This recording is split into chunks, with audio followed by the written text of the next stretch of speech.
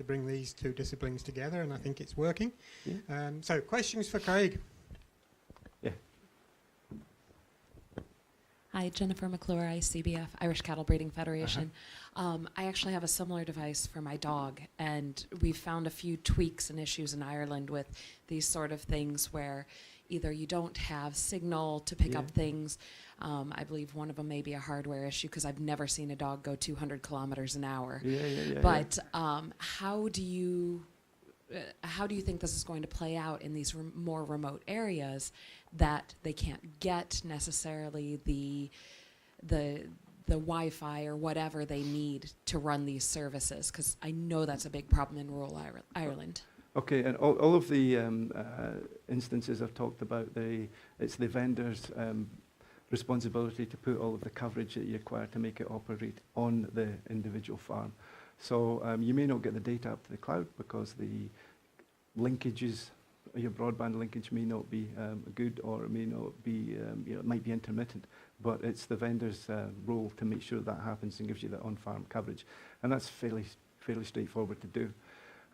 Hardware issues where your dog's running at 200 kilometers an hour is a difficult one.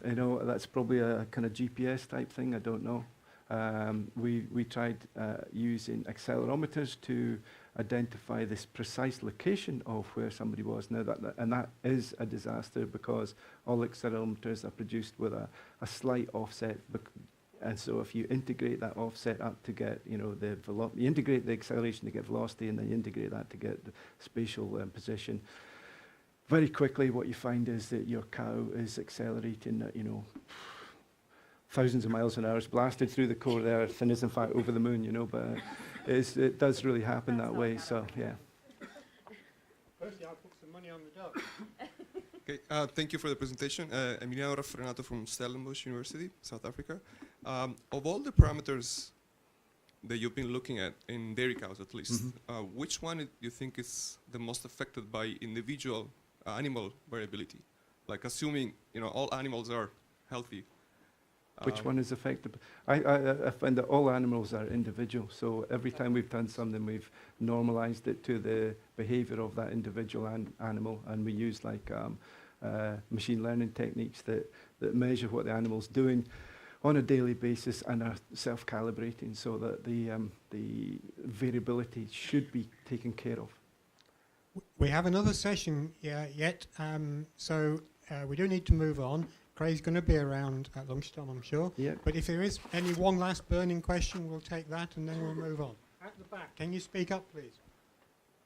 Please don't leave. We do have another debate session coming up. I've shut the door, actually. I would like your opinion on something. You obviously show that people get very interested when you want to attach new sensors on these animals. Yeah. And every time you tell people who are not in this business, in animal business, they find it extremely sexy. One of the most important things that you also mentioned is that we need to start working, let's say, on the next step beyond the sensor story of combining. But every time that I try to explain people, they say, "Oh, send it to the cloud, and then everything will be solved automatically." And that's not sexy. So, what's your suggestion? Because I think we really need a lot of methodology work that needs to be done urgently. Because if I talk to farmers, they say, "I don't need sensors, I need a decision." Yeah. And when I struggle, how do you get that? Let's say, how do you sexify that? Sexify a decision. And I'm not quite sure if that's a verb or whatever. Listen, we don't have time for this is a philosophical question. I don't know. You're right. I mean, putting something in the cloud and it's you say it's solved. It's not the case because we're just starting to do that. So there's a journey that has to go down there. And then I think what farmers really want is they want to know that it's going to earn them more, it's going to reduce their operating costs or whatever. So my feeling is that the big challenge is, in fact, maybe not with doing the measurements and getting the information out, is actually working out who's going to pay for it, because there's too many people knocking on the farmer's door saying, "I've got this brand new bit of kit, and if you give me $500 a month, I'll be better off, and you will be as well." So So there is a slightly broken system there in that the point of call is always the farmer, but whereas this entire system, the dairy chain and the end consumer, that ultimately benefits. So I think maybe that's the bigger question rather than trying to make the technology look more attractive. And it is a question that we're going to be tackling in the cost action. So there are a few leaflets still here on dairy care. Please do take one if you'd like one. And now we're going to move on, and I'm going to hand over. Thank you again, Craig. No problem. I'm going to hand over to Nicholas Gengler, and the first thing he's going to do is make himself unpopular by moving everybody out of these seats.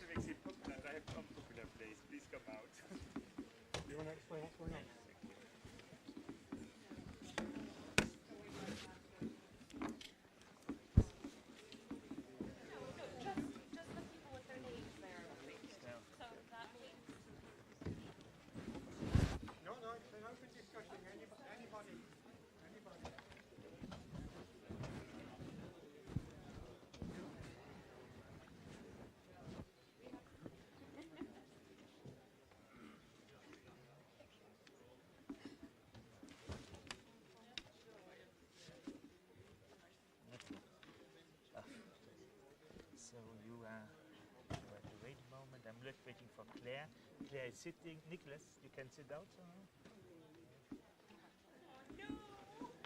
So Chris, I need you to go in because it's so close. We don't get people in without some organization. Filippo, so you go first. I have to go first. Yes. So I take my stuff with me. No, you lose it.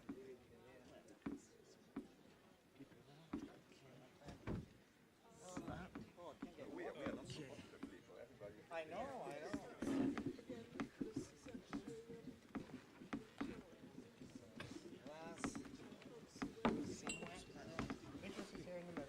I'm sitting, so actually sitting. Oh, well down. Please don't vote against me. I will come and stand.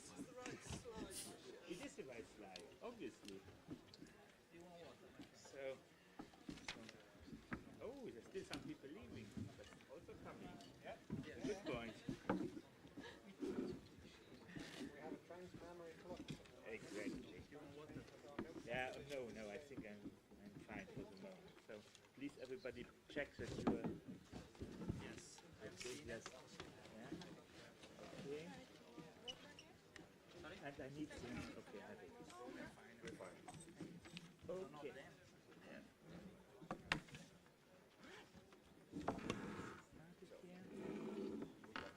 Yeah. Thank you very much. And I'm starving, so I think that. Okay.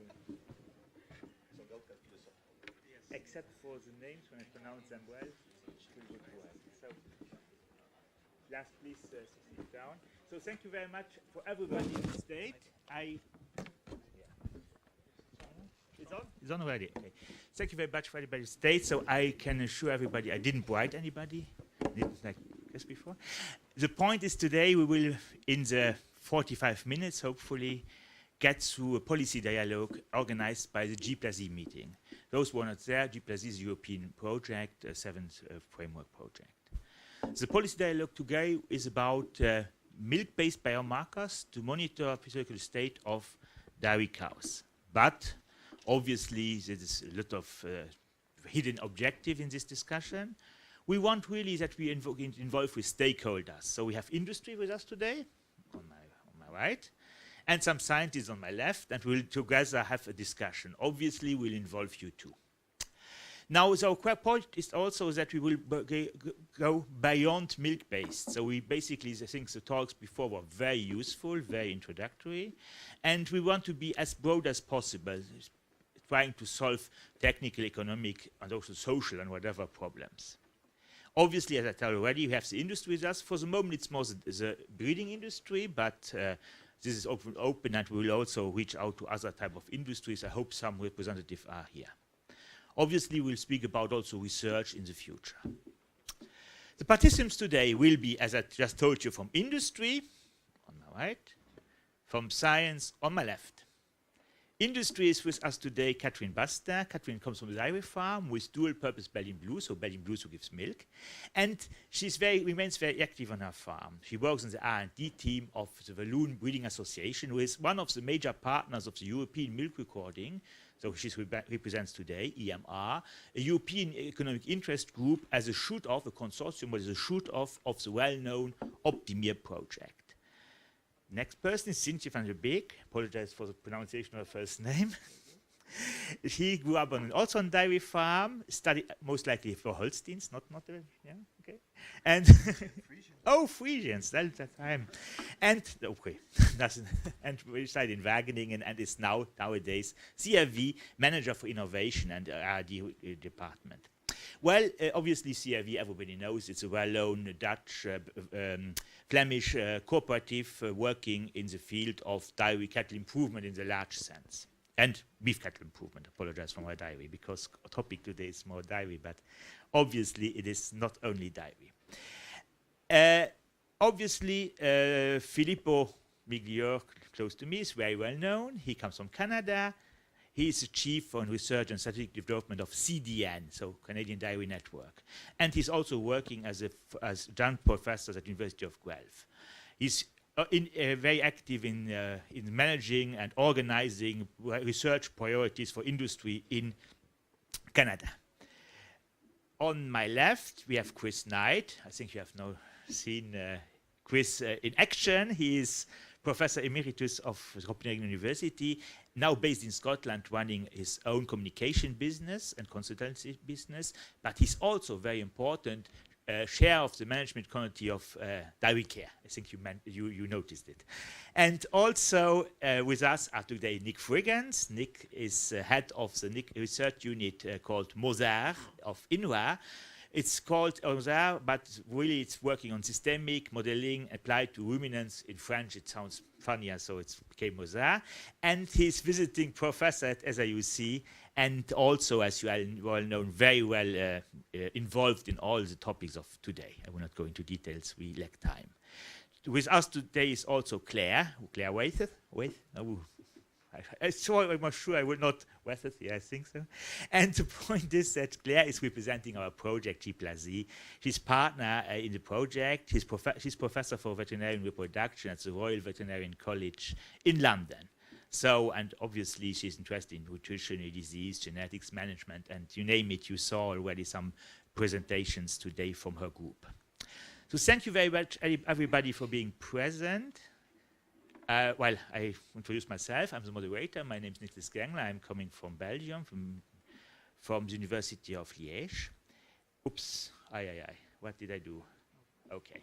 And we come immediately to the first question, and so I will ask for our industry partners here, and ladies first, Catherine will start, about the current use of milk-based biomarkers, research, maybe development, maybe already use. And I have taken the example of ketosis detection, but you can obviously give other examples, because I know these topics are of mutual interest of the industry we have today here. I think it would be nice that we also have a little bit an idea about the lessons we can learn from these experiences, and maybe industry has defined already some research needs. And so, Catherine, the floor is yours for a few minutes. Give your position on these points, please. Is it working? Oh, yes.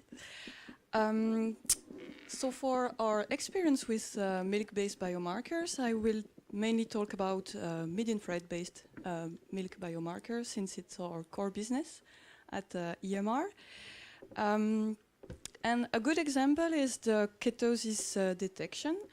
At EMR level, we have developed, with the help of other scientists in the Optimir project, prediction equation for ketone bodies, acetone and BHB. And then each country within EMR used those indicators to create its own ketosis detection models. Some with logistic regression, some with combination with the fat to protein ratio and threshold and things like that. And some of us give the information directly, the raw information of BHB, to technician, and then the technician goes to the farm with that information. Also have experience with fatty acids, MIR predicted fatty acids, to provide information to dairy farmers on metabolic status, on methane emission, also on nutritional quality of milk fat.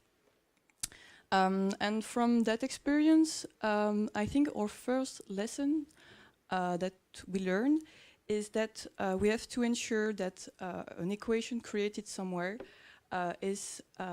could be implemented in another place. And for that, we have to be careful first with the data set that we use for the calibration equation. We have to be sure that we are representative of the variability that we have in the population where we want to apply the equation.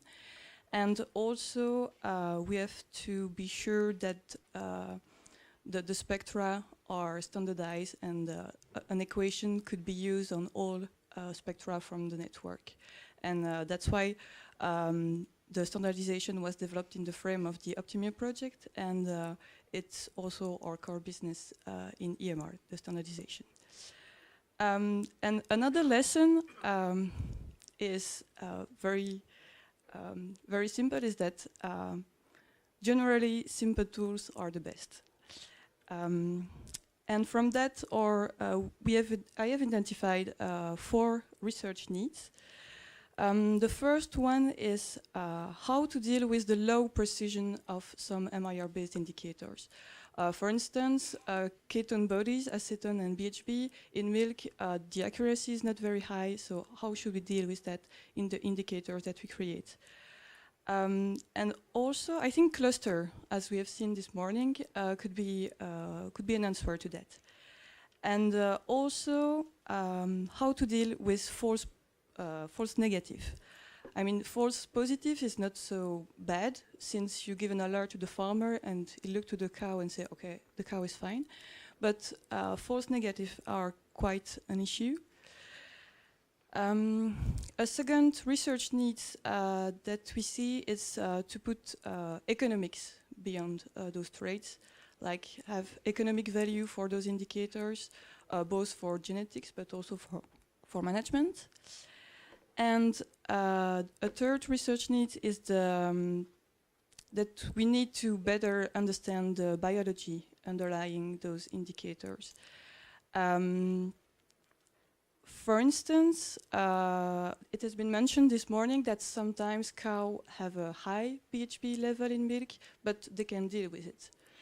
So we need to have more information on such cow and how do they deal with that. And I think that we have to have some research more understanding the biology.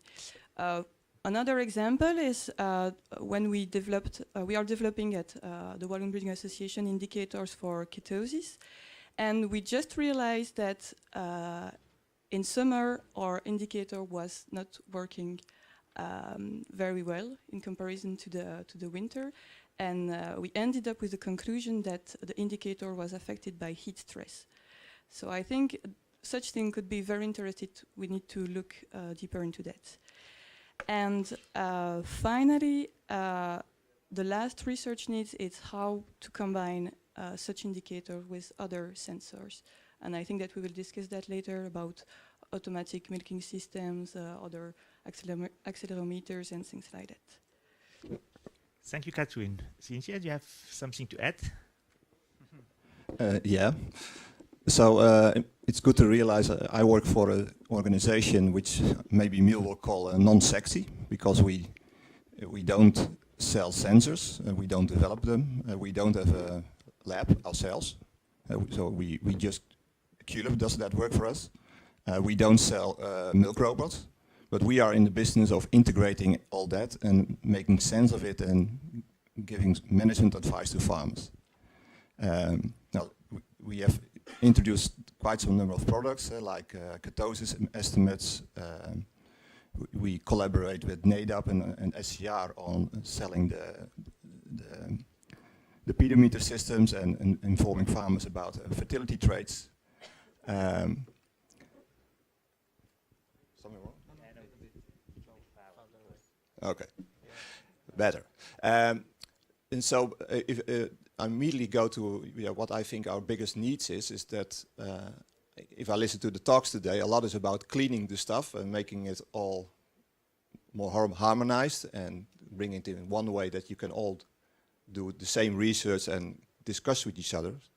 But the reality of us, of course, is that it's dirty, it's dynamic, sensors do not work, we are confronted with all kinds of different providers.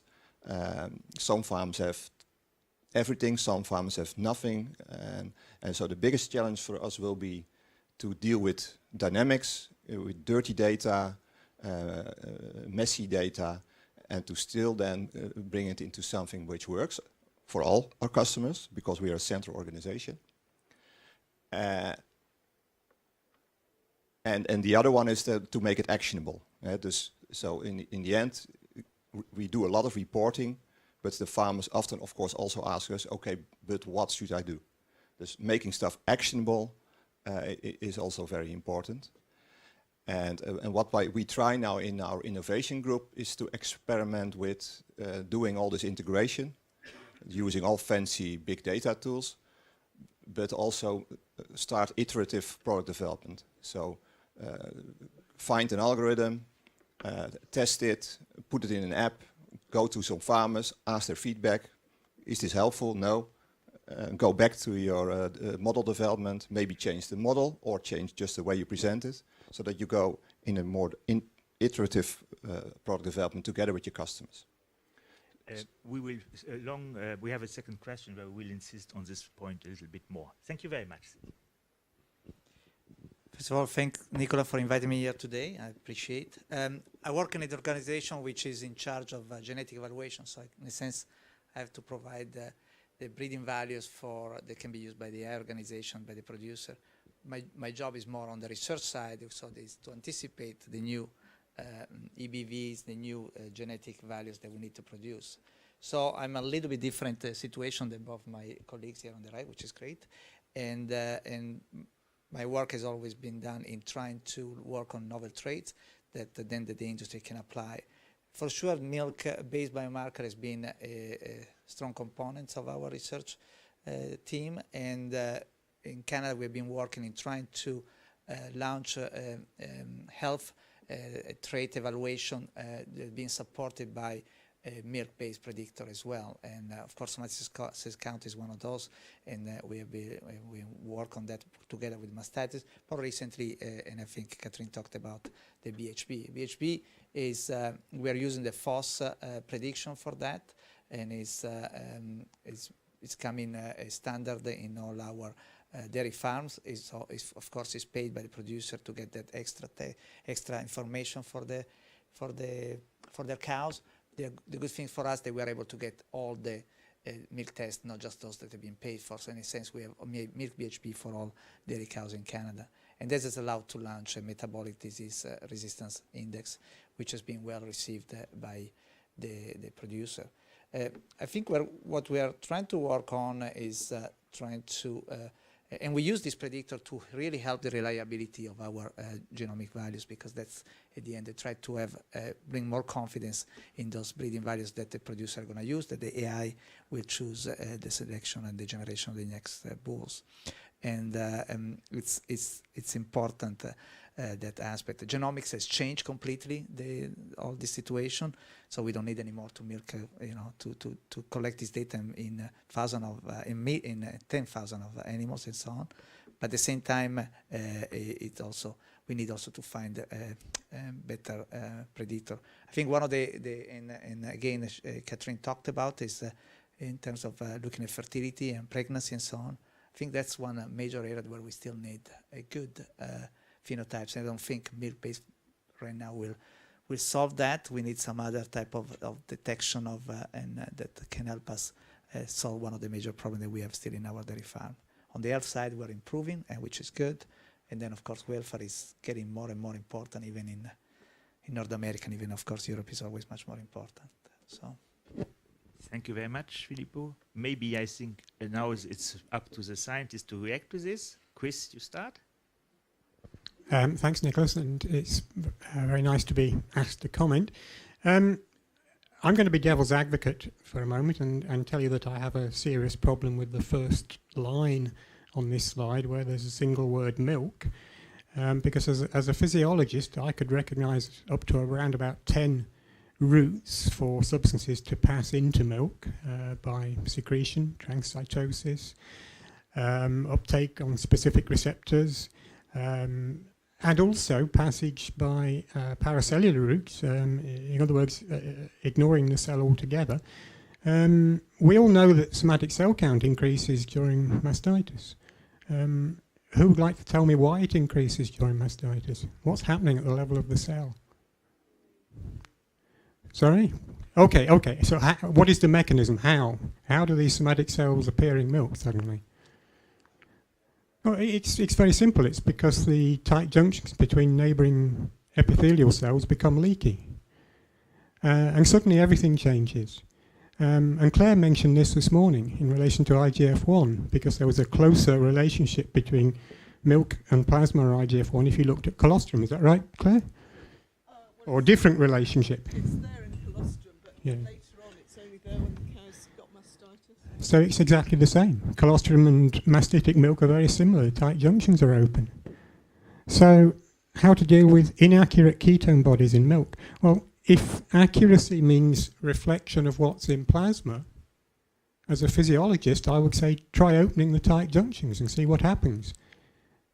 And I would tell you that you can do that. You can do it with a single injection of oxytocin, and it's totally reversible. So the tight junctions open for a few hours and then close up again really nicely, and suddenly you've got something else. And that something else might be far more useful in some diagnostic senses than what we're working with at the moment. Now, of course, it's something special, and it's not what we're collecting regularly, so it's a totally different approach and a different concept.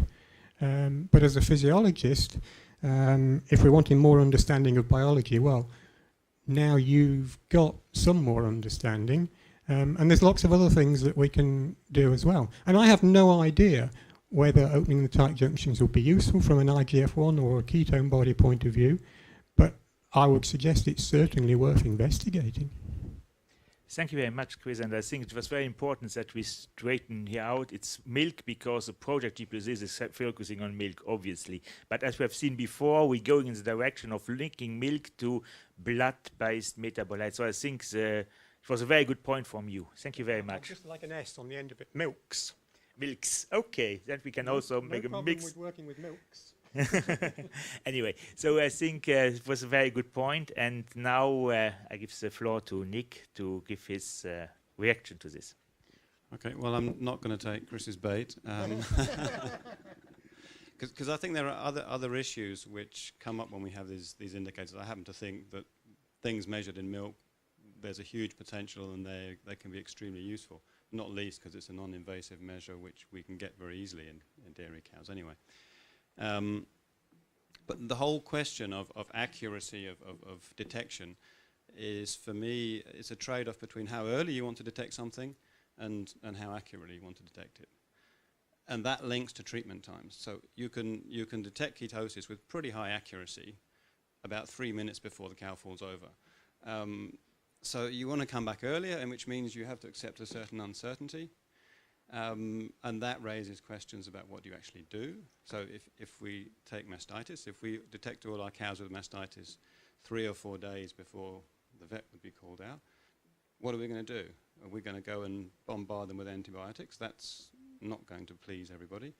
I think there's a whole area there around the detection, which is a better understanding for the people who are using the signals at the end, so that the farmers. The trade-off there is between early detection and accuracy, and then the whole area about what you actually do with that information. And for mastitis, the research into preventive treatments is tiny compared with what's been done about treating with antibiotics and all of that. And those are big, big areas. The other thing, and this relates a bit more to the project that I'm representing here, so Gentor, is that we are very, very focused on events. So we have all this information. If we take accelerometers, 24 hours a day, 7 days a week, until the batteries run out, information. And we're just looking for events. heat detection, an illness or so on. But there's a heap of information in there which can tell us much more about our animals in general, the status of the herd overall. And I think we can go beyond picking up things where we have to go in and act quickly and start to get a much, much better phenotyping of our animals for things that are not just when they fall over, but how efficient they are, how resilient they are, how quickly do they come back, how many animals go into a ketosis and then come out of it again on their own, on how quickly do they do that. That's information which can go back to the management, that can go back to the geneticists who can then use that. We can start to get at things like resilience and efficiency without worrying too much about which milk we're measuring in. But I take your point, Chris. Thank you very much. Claire, do you have something to add here? Thank you, Nicola. I'm going to admit to my age now by saying that my PhD in the 1970s was actually on the development of milk progesterone profiles. So my interest in milk biomarkers goes back a very long way. I would have liked it that all herds were now routinely monitoring progesterone in all their cows. I mean, Nick has made some progress in that direction, but it's still, I don't know, do you have numbers? It's still pretty small, isn't it? Yeah, they had the good luck to commercialise just when the economic crisis came. But the systems are growing. There are several hundred systems now.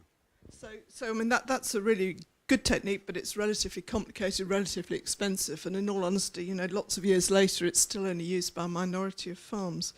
My next sort of big interest was in IGF-1, which actually probably out of all the metabolic indices you can measure is the most predictive of fertility, and as Chris has just been emphasising, unfortunately, that doesn't translate into milk, so you can't do that without taking blood samples reliably.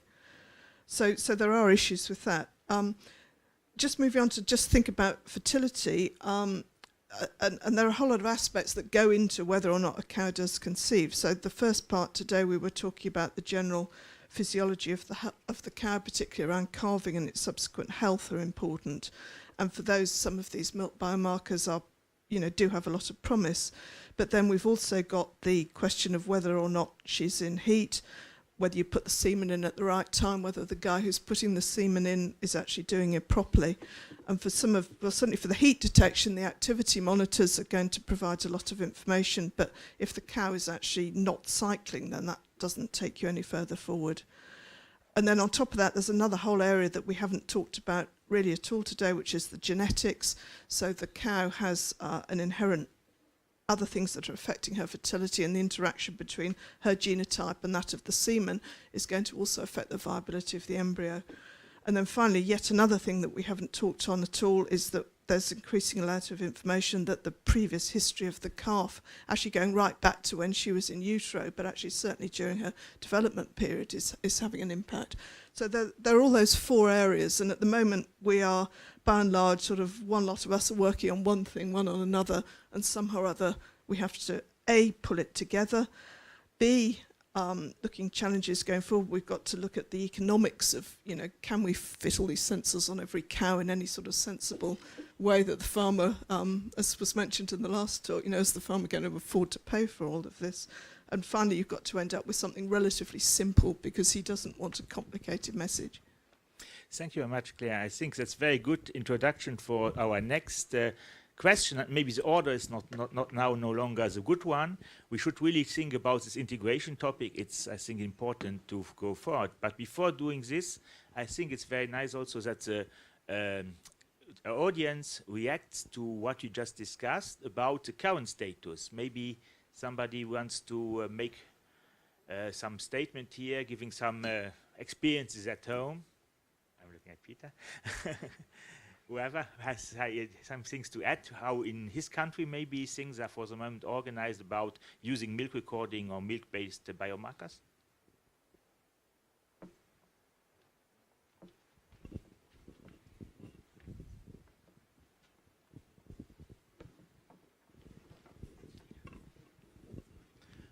Thank you for all these good introductions here. One of the things I've noticed with all except Nick is that you have been talking about detecting events. But Nick has mentioned this key thing, which is not just detecting it, but it's also following up on what goes on afterwards. And actually, we know very little about how effective our treatments are. We know very little about how good it is to change a diet. And we could, I think we could use biomarkers in milk to be more efficient in following up on what we're actually doing on farms or what we suggest farmers to do. And they might be more happy with that. I hope so. Thank you very much for this very important remark. Indeed, I think that's one of the future challenges to think the problems a different way around. We will need to have platforms or integrated systems allowing farmers to follow what's going on their farm. They may want to use a concentrated is less rich, less expensive maybe also. They may change other things in their management, and obviously it will be extremely important to have a near real-time reaction, and then we come up to the problem that milk-based biomarkers based on MER will not be able to work this way. So the question is, we have all these new sensors appearing, and these sensors being hopefully you can pay for them. It's the first problem is being the economics, but also the exchange of information, because every system has its own ecosystem and every system is basically standalone.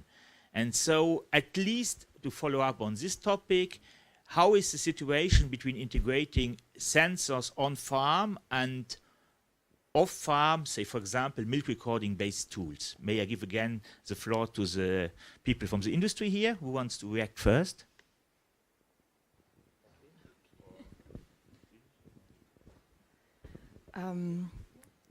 Yeah, I can just agree with that. I think that as a milk recording organization, that's one of our big challenges to integrate all sources of information and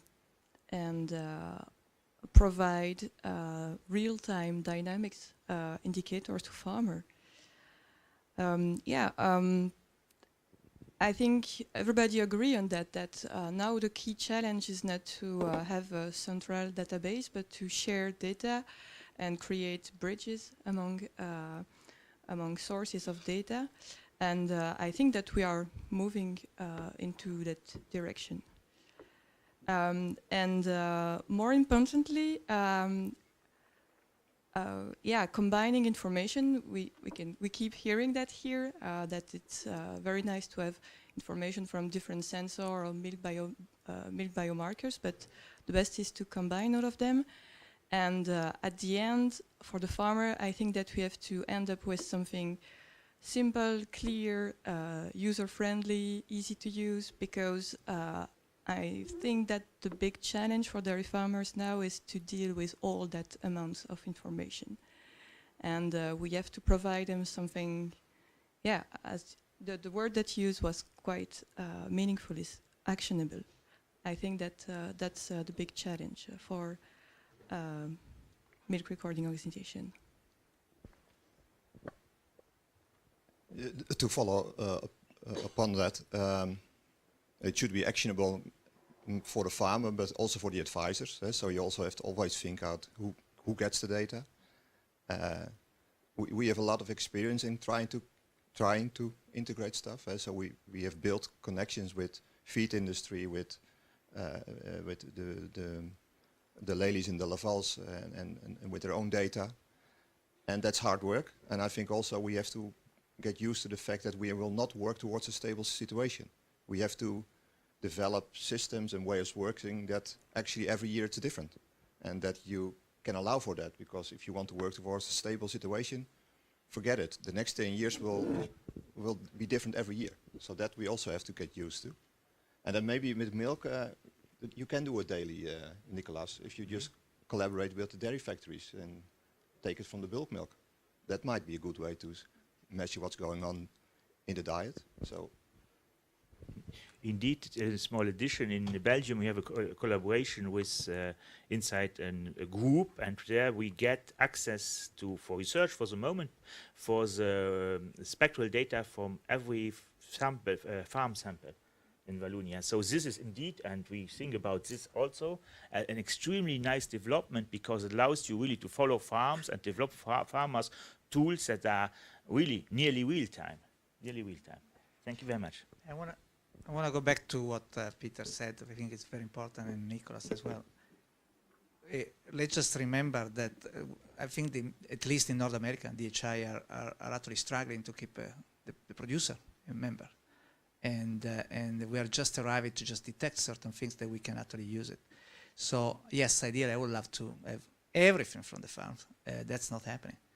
And in fact, what's going to happen is the farmer is going to say, "You want my data? You have to pay." And the manufacturer doing exactly the same thing. Until 5-10 years ago, the Laval and so on, they could care less about the data we're collecting every robots. Now at once they see, of course, the value of that data, and they don't give the data unless there is some clear understanding of their benefits to them and so on. So yes, I would love to have all of that, but man, it's going to be very tough. Thank you very much. Chris, maybe? Yeah, we're getting into difficult areas here, of course, when we start to talk about who owns the data, who will pay for the data and so on. I cannot see a situation continuing where individual farmers are going to pay individual companies for individual sensors, you know, when there are better options, I suspect, in the future. So my guess would be it's more likely to be a service provider type approach. When we're talking about who pays or who owns, I think it's actually better to ask the question who benefits. And there is a potential from all of this for lots of people to benefit, not just the farmer, but also the feed company, the vet, the national databases. And that's got to go all the way to the consumer as well. And then if we think about the debate between detecting an event versus increasing efficiency, these are both valid things in our minds. I suspect in the consumer's mind, helping a husbandman to detect a problem is going to be much higher priority than increasing efficiency, and it's important to keep that in mind. There are different benefits for different people. So it's a complex area, but I'm sure that we can make huge progress towards providing benefit. I think Filippo wants to react to this, please. Yeah, I mean, I think the data should be owned by the producer. They have the business, and they buy a new sensor, let's say. They have to be very careful when they buy the sensor what they're signing on, because sometimes there is small print say, well, we get the data, we can do whatever we want with that data. It's like anything you do. When you sign a bank account, what the data is going to go. And to me, the producer has to be very careful, say, the data is mine, I want to share with whoever I want if that is needed. To me, that's a key to as well. That's fine in the simplistic scenario whereby the farmer is buying the sensor. But does that farmer really want to buy and run and maintain and understand and calibrate and respond to and integrate data from a set of sensors? Or does he want somebody to take that responsibility off his shoulders and get a straightforward benefit in terms of best efficiency and best detection of problems? Well, I know what the answer would be in my head as a farmer. Okay. I think you can do both of those things at the same time. You can provide a service which helps him monitor his events and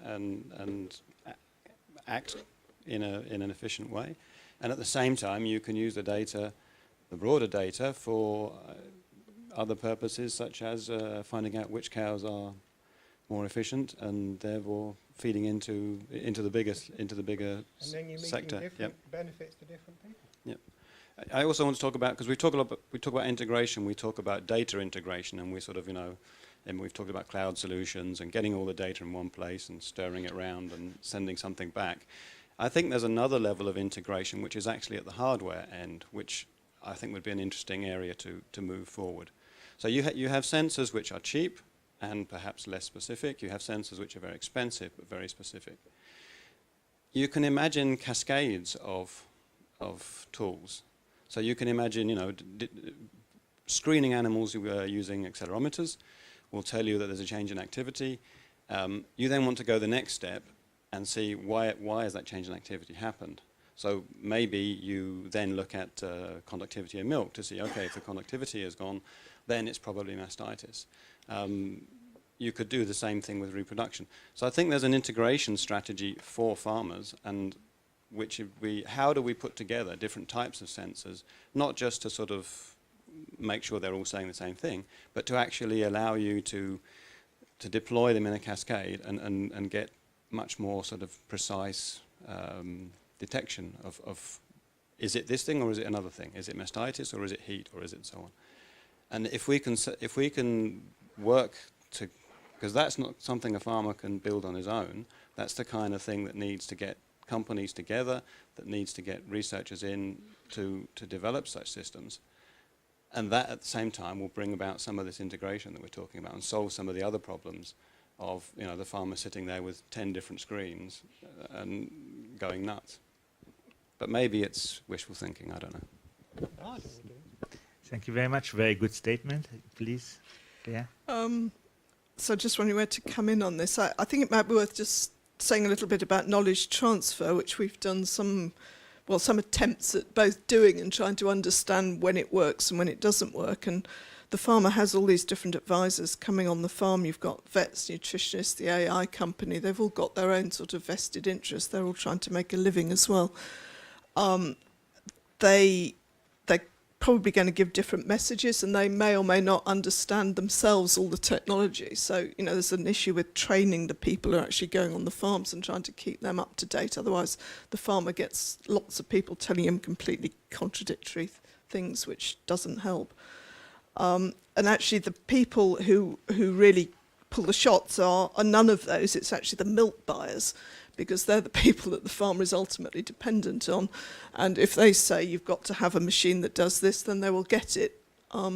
So I think, they're not here in the room with us, and we should be making more of an attempt to talk to them. And one of the things that has been mentioned is the general public, and actually the milk buyers working for the supermarkets are to some extent being driven by public opinion. So that's another area to just possibly sort of throw into the mix. Thank you very much. I think we have already made some progress, but I'm sure there are other ideas in the room. Please don't hesitate to intervene.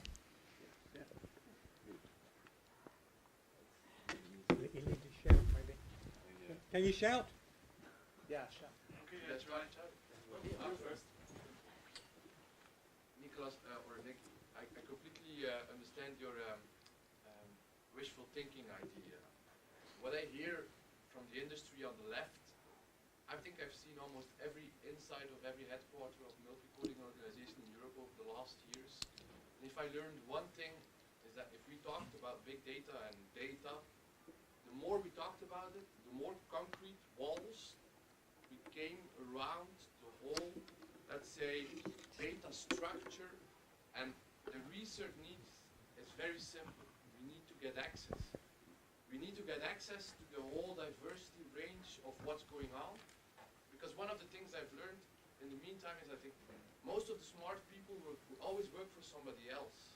And collaboration in that side will be extremely important. But to be very honest, from the industry side, the only thing what we've seen is more concrete around the walls and not really the willingness, let's say, to really do good research on top of that. I think there's a small reaction coming from the panel. Apologize. We were first I will only talk on behalf of Canada, of course. I think the situation in Canada it may be different from what you observe. In fact, we are very lucky and to have. I work for the industry, but I work 100% at university, and I don't get any money from university. I lead the research project and so on. And in fact, data. One of the secrets of one of the successful of research in Canada of that is because we have the data and we share the data with whoever we can, and I try always to promote that as much as we can. So.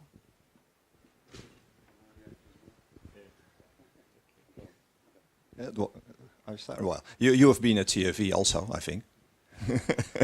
So you encountered apparently a wall there, and as the reason for that, I mean, we have a long history of sharing a lot of data with many research organizations, and we have a long history of not sharing data. And if you specifically talk about milk recording, most milk recording organizations don't know how the future will map out and if they will have a role. So, and as long as they don't know it, they are anxious. And that's, so that will constantly be a battle. Okay, we want to stay in business, and we see opportunities and threats. Can I, one small question about that? But aren't you mistaking that delegated ownership with ownership of the data? Because the farmer, and that's correct, owns the data. If he says, I want that guy or that group working with it, but I have the feeling that a lot of people are missing it with delegated ownership. That if you store it for somebody, so because the possibilities are humongous right now. I agree a little bit about the difficulties of sharing and the walls, and that's why I want to come in from the bottom and work up. If we can scope a combination which is going to be advantageous economically, both for the people who are selling the combination and the farmers, that's starting to break down the walls, and everybody's interested in doing it rather than sitting there with their data saying, I think there's somebody else already having some. Please. Okay, so my question is also regarding ownership of data. From our scientific background, we always see the high potentials and the new technology, and we are very keen on to spread it and use this unknown potential to improve something. But can it also be the opposite, that, I don't know, dairy processing industry or so, or veterinary authorities, that they say, okay, on your farm you have too much methane emissions or predicted too much ketosis and so on, we pay you less. How does society see it with carbon footprint and sustainability? Can it be also the opposite? Because currently the farmer is paid by milk solubles, and if somatic cell count is okay, that's it so far. I think it's clear that some farmers are, maybe for good reasons, quite reluctant to share data because they fear this data ends up in false hands and gives them some disadvantages. I think there's a real fear. But there were two other people here in front having questions. First, Jan. Oh, Catherine, do you want to do? Okay. I just want to quickly react on this. We have plenty of farmers who are worried about that, about methane emission and so on. And I think that the message that we have to have in front of that is that, okay, guys, you should be proactive with that, because at some point you will have regulation on methane emission on farms and so on.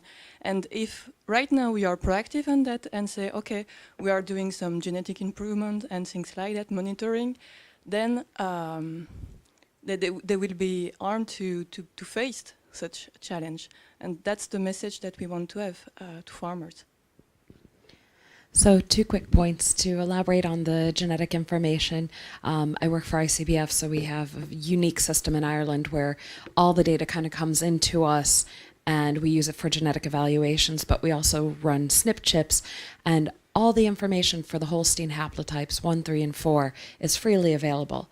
So if you're building your SNP chip, you can easily throw those SNPs onto it and find out what's going on in your particular herds across your country. So that's one way. That's not milk, but you can work on your fertility.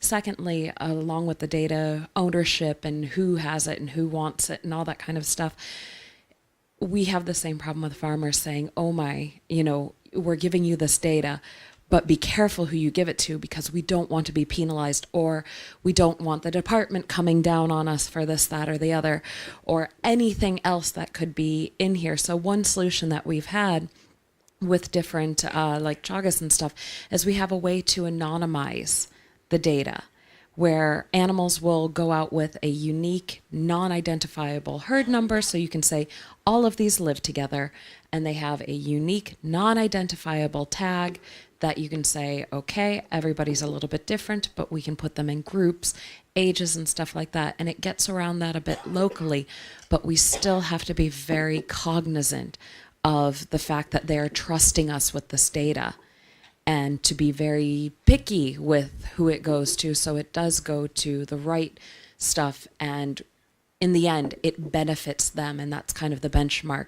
Data can be shared so long as it is anonymous and it can benefit the farmer in the long run and will be freely available to them.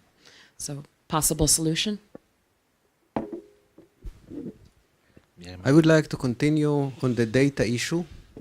We had a long discussion in detail in the PLF session. Can you hear me or it's too close?